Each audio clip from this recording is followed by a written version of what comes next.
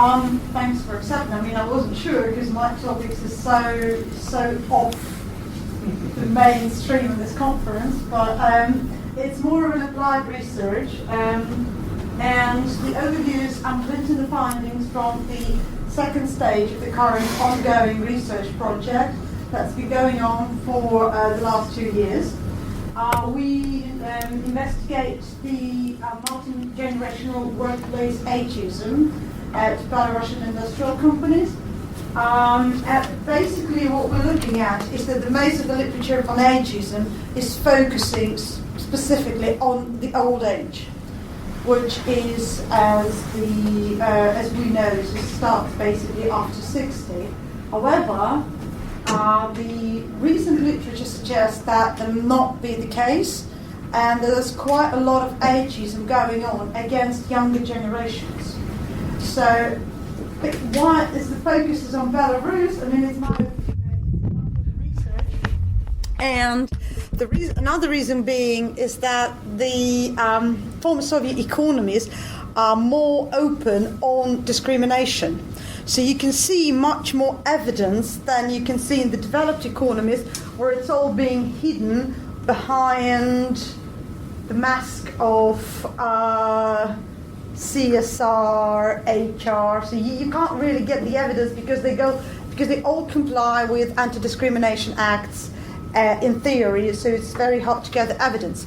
I mean, in the former Soviet Union, it's much more open, and you can at least get the data to basically compare multi-generational ageism, because it's still at its very, very, beginning of getting protected from. So at the firm level, we want to reveal the true extent of age discrimination at the company level, particularly looking at HR practices. We're seeking to understand which age groups are actually hit hardest. So whether it is the classic old age workplace age discrimination, or we're looking at something else. So it's a different phenomenon. How it was the link to workplace nepotism? So is there an element of corruption in that? And what's the level of bargaining the person has to have to avoid it at individual level? Then we want to determine if there are any practices and procedures are there at the company level, because obviously there are not anti-discrimination laws at the country level, there's no doubt in that, to actually address the issue. And then at the macro level, there are two aims of the study: to identify the nature of workplace ageism in Belarus, and thus to try to add to the more general literature on ageism. And the other one, obviously, we're looking at the institutional factor. So is this being facilitated by, say, indirectly facilitated in the labor code? Because at the moment, there are not many tribunals going on, not just in Belarus, but all in the former Soviet Union, on ageist-related dismissals, for example. So that's what we want to look at as well. The theoretical background, there's very limited literature on multi-age workplace ageism. There's just almost nothing there. So for us, it's a new field. That's why there's no established methodology for us. What we're doing, we're following the life course theory combined with the by the way definition of ageism as ideology, because most of the literature, as I said, it focuses on the older generations, so that's quite established. There are so many cases. It's not really interesting to look at simply old age. But then young and middle-aged workers, particularly around tribunal cases, so there's more legal literature really than it is of economic literature, so we want to address that gap. We're looking then, mostly the literature looks at separate practices. Obviously, most obvious, that's the ageism in recruitment and ageism in dismissals, because it's very hard to basically prove ageism through promotion, in promotion or other practices related to existing personnel. And since we define ageism as the ideology, particularly as a form of ideological control, That brings us a lot into the Belarusian context, where workplace ideology plays quite a considerable role in personnel management practices. So that's where we can actually see which practices are ageist and which are not, and that would cover the institutional factor as well. The methodology, we're using a mixed methodology design for this particular project. We're using whatever there is an analysis of national and enterprise secondary statistics. It's scarce, but when you know where to look, you can get bits of actual information, even from Belarusian governmental statistics. You just need to kind of undig and unpeel the layers of and just find them. It's there, actually. We're looking at quite extensive workforce survey. We're surveying the managers. We're surveying non-managerial personnel at every level of skill, because we would obviously understand the retention would be different for the levels of skill. We're doing the senior management, so different forms of extensive workplace survey. We're doing semi-structured face-to-face interviews. That's been finished now with the management, with the personnel management and labor planning, because that's the people who are dealing with succession and the personnel reserves. And then we analyze enterprise documentation, we analyze collective agreements, mission statements. And since we're doing life course theory, we also added to that personnel record. Because when you look at individual and employees' record, you can actually get quite a lot of information about the person's career and the person's progression. So you could see, information on pay, for example, is extremely interesting, as is the information on monetary and non-monetary benefits and bonuses the person received throughout the years. And funny enough, official trade unions monitor all that, and they have a record. Who received what, when, how much? Was it a monetary? Was it a non-monetary? And if it's non-monetary, so what's the monetary equivalent? So when you dig into those records, you kind of get a picture of where this particular employee stands at this particular enterprise, which kind of is quite interesting. Our sample is we're doing a 7 manufacturing enterprise with more than 11,000 workers in total, because we need to get a really good representative sample, simply because if we just go to one enterprise, that can be an odd case. So we go to a certain new enterprise which follows the whatever Western management theory there is, and hence they would show, say, no discrimination, or again specific discrimination against a certain group, but that might be the odd case. So what we're looking at 7 manufacturing enterprises. We're doing a cross-industry sample, and we chose the average enterprise age to be 57 years, and we considered only enterprises no less than 40 years. We look at mature because we want to do Soviet, post-Soviet comparison. So how valuable was the personnel before? What were the practices and policies before, and how that changed, if it has changed. So that's the workforce composition by education, because we're looking at manufacture. It would be quite highly skilled and medium skilled level. And by age, we only have, as we can see, that the majority of the workforce would be middle-aged and older workers. So obviously you would expect that these would be the prime workers, and the young people, which are at the moment classified as people under 35, will be sort of at the lower level. The enterprise, we divided them specifically by the level of technological modernizations they've gone through, because the technology has been found to have quite a dramatic effect on ageism, as being quite a strong link of favouring younger workers at the companies which have gone through a technological modernization process, simply because, older workers are considered less valuable for high technology industries. That's been quite a lot of evidence for that. The context, we just that's just to show the Belarusian personnel management system. That's the context in which we're working. Well, these are the main keys. Well, first of all, there's no permanent employment. There hasn't been for quite a few years. So everyone, including senior management, funny enough, is on the fixed term contract, short to medium term, which in developed economies that's quite strange to see, particularly with regard to senior management and senior technical personnel who are normally permanent employees with indefinite contracts. However, in Belarus that's not the case. Management has autonomy quite considerably in decision making over pay and recruitment. That's changed since 2012 when the tariff system that they inherited still from the Soviet Union, that was officially abandoned. So some enterprises took advantage, some didn't. We found that there is a system in dismissals which is basically it's employment at will with short-term notice periods for everyone. Again, senior management doesn't have the nice gardening leave of 1 to 3 months.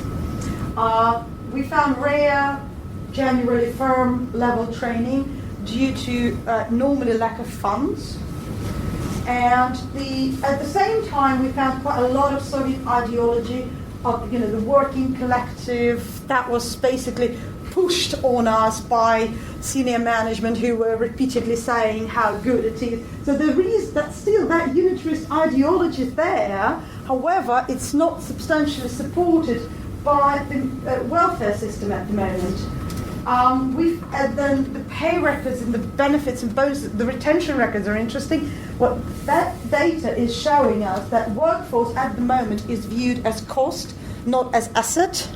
And that's why, again, it's evidenced in low training, low bonuses. There's no such thing as a package. What you go to a Western company and you say, okay, everyone has the package, at least a permanent employees. We don't see the evidence of that. We see a lot of informal collective bargaining, and that's why we're interested in ageism at individual level, whether that collective bargaining basically excludes a person from the age cohort and makes him immune. What's the level of collective bargaining required? Is there a collective bargaining for that person? Would the union defend this person? Would the union not defend that person? Why? What's the level of individual bargaining required, and what kind of bargaining we're looking at? So that's, again, an interesting question.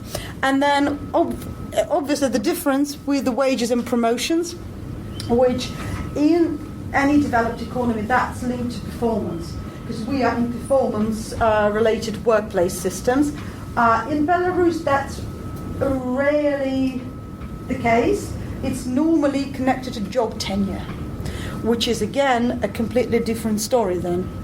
So our findings so far from national statistics, what I managed to undig, is that the composition of the Belarusian workforce for this is the data, the end of 2017, simply because the last official publication with 2018 data is not out yet. What we see here is we see that, interestingly enough, contrary to the normal popular trend, the composition of the workers of 55 and above is going down and then stagnates. And then it's pretty much and then what we see is that the people of under 25, that's the youngest population, is going down and then stagnates. That's quite a different story from what we normally see.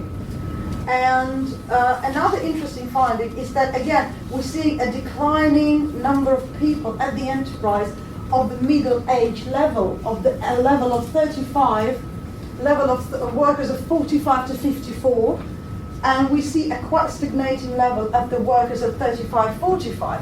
But at the same time, there's an increase in workers of 25 to 35, which is what's called the older youth.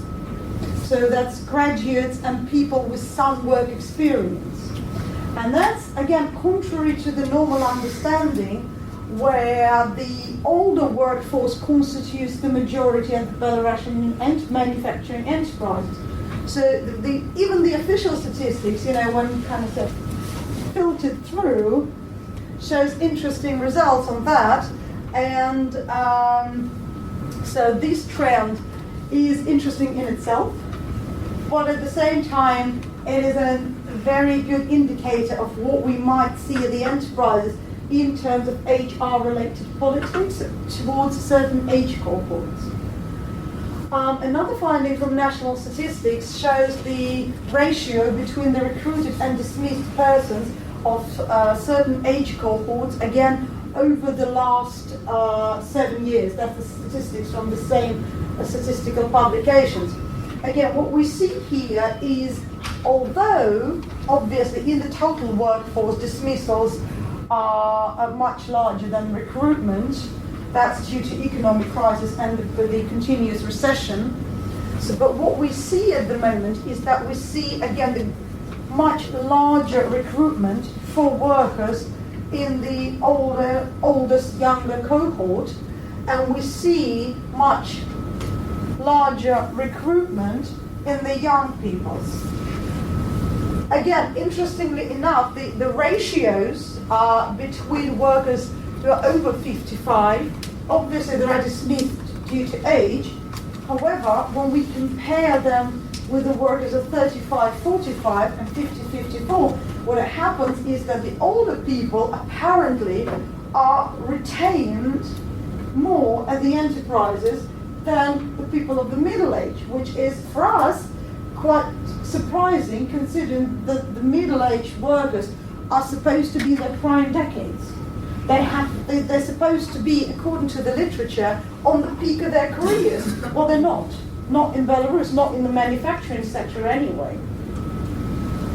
So the institutional factor, we see that as there's quite a huge impact of pension legislation. And we then, this presentation doesn't include all of the company level data because it's extensive. But what we see is that in the pension legislation, at the moment, there's this increased period of mandatory national work insurance payments, which has grown immensely from 5 years mandatory to 15 years. It got many people in what we call the insurance pension track, whereby you are eligible for the state pension generally because of your age. However, you're only eligible to social pension, which is basically a minimal pension, because you're missing those years. And considering that quite a lot has been excluded, things like maternity leaves, army services, university study, that's all been excluded. And then some people suddenly find that they're missing, say, 15 years of insurance tenure. So they just disappearing. An average mother of 3 suddenly sees, who studied at the university, well, she suddenly sees 15 years gone.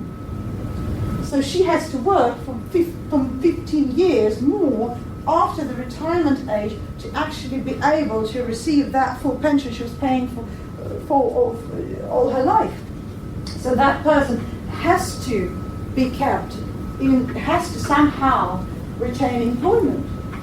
And on the other end of the story, we see the legislation on centralized distribution of graduates, whereby it's been increased, say, for these, I think the last increase is from 2 to 5 years. That's the latest this year. So then young people seek employment elsewhere, but so that's may partially explain the declining share of people under 25 in employment, because people simply go elsewhere. The immigration of the young specialists and school leavers has increased dramatically because people try to avoid that. So that's what we're left with. We're left with middle-aged workforce. The average age of a person in manufacturing at the moment is 43.2 years. But what we see that instead of retaining these people and developing these people, because at some point in aging Belarus, that you will have to keep them for longer and you will get more and more out of them. Companies don't seem to be doing that. Companies, we see here different forms of age discrimination towards the young, towards the middle-aged, and towards the older workers in pretty much every single HR practice. So there is multi-age discrimination, it just takes different forms. I mean, with older people, there is no such thing as retention preparation. No, sorry, dismissal preparation. They don't, okay, you retire, you go, okay, right, that's your contract, that's your last 3-year contract, which ends in 2 months. Good luck and goodbye. So there is no such thing as we see in say, in the UK companies, when people gradually are prepared, they have options laid out in front of them. So if you want to continue your employment, that's what options you have. If you don't want to continue your employment, that's the package you get. So the normal preparation for retirement takes about 2 to 3 years in the UK. In the Belarus, we don't see that. In recruitment and selection, there is discrimination, but it's different. Say, young people are discriminated on the lack of experience.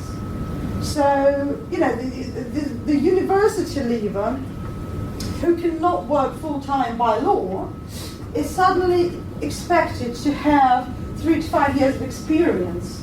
How exactly would that person be, say, a business analyst for the last 5 years if he's only got out of the university a month ago? That's not possible. 2 minutes remaining. Yeah, I'm finishing it. At the same time, middle-aged and older workers are openly discriminated because job adverts say people over 40 say, or when we're looking at IT, over 35 may not bother. May not bother. I mean, after 2015, because there's a legislation saying, well, you can't really say age anymore, there are discrete remarks, things like, we look for young and ambitious, not for old and conservative. And then the definition of old and conservative is revealed when the person comes to the interview and they go, how old are you exactly? Oh, you're 35, are you? Well, you know what, our senior management here is 25, hence you're not exactly in our culture. Yeah, that stings. And the people just have to leave because, you know, they're too old and conservative, although they're 35, for example, 36, 40. In the contracts, everyone's discriminated again differently. Graduates are on simple 2-year fixed contract, which is normally not subject to renewal unless it's a unique specialist. The problem is they're not developed into unique specialists within these 2 years because there's no training. And then workplace people, it's normally it's 3-year contracts. However, there's quite a lot of ideological pressure, what we found in the that, and then people over 55, 1-year contracts, and these are people who basically, well, they work them as much as they can. In remuneration, same again, different forms of discrimination. Young people don't have bonuses because they're young. They're on lower pay because they come from the university. There's no job according to which they were sent there. Okay, they have to pay a lower paid job because the employer cannot dismiss them. They cannot leave the employer. Then when it comes to the middle age, we see absolute stagnation of pay rise. People are on the same salaries for decades. Again, this is supposed to be peak year, this is supposed to be peaking and priming, and there's no that evidence in pay. In older workers, funny enough, these guys frequently receive better pay than everybody else. Again, because it's linked to job tenure and because they already at that top and they are retained there for some of them for whatever reason. So those older workers, they're actually in much better pay position than everybody else. And the last of the findings, again, in remuneration and bonuses, let's just go from the other one. Training, there are long waiting lists for training. People are told, well, you just came out of the university, they taught you, so go and work. Little training available is on for Middle-aged people, they're mostly pressed in doing it themselves. The company just gives certain bonuses. Old workers are not trained. And in training, old age starts at 40. So, and then in the end, retention, young people are rarely retained, so they just let go free. In workplace ages, that's where it's mostly in middle-aged and older workers, that's where individual bargaining comes in. A lot in retention and dismissals. That's what we see from the surveys, and we're doing now another round of interviews specifically with workers whose careers we want to trace through the lifetime. And that's, in interviews, that's what comes up. Because I'll be doing another round of interviews this summer, and that's what comes up. Lots and lots of individual bargaining and absence of collective bargaining at all. And dismissal, well, it's an at-will situation, so that's what we normally see is the same for everyone. So that's the conclusions that we so far have come to. Yes, there is quite a significant difference from the established definition in the literature. There is this traceable multi-generational ageism, which is just different organizational forms, at least at the company level. You can prove that. There is a considerable institutional element, which is not here in the developed economies. And yes, there is a persistent problem of nepotism. Again, that's what we're looking now at, individual bargaining, the power of individual bargaining. So, yeah, thank you. I'm sorry to run over. I know I have the tendency. Thank you. Yes. Questions?